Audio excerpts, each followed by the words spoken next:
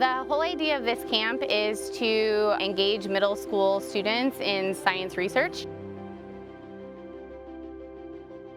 Today is day one of showing them out on the field in Estero Bay. Over the course of 2 weeks, students come, they learn about designing field experiments, they choose a project, they conduct the research, and then they present their findings.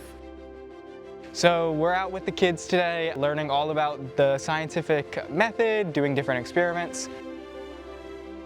The whole process of science is just learning how to think critically, making observations about the world around you, and then learning more about it. So it's this whole idea of curiosity. One of the nests down there, we saw some sea turtle tracks, and I think it was really cool that they got to see a fresh nest that was like brand new, and they were like, oh, this is the most they've ever connected with sea turtles.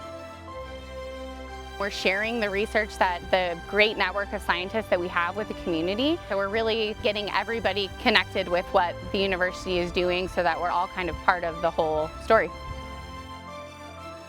If they're able to relay it to their friends, we've got an entire population that can know about this land and enjoy it, and ultimately lead to them wanting to protect it for their future generations.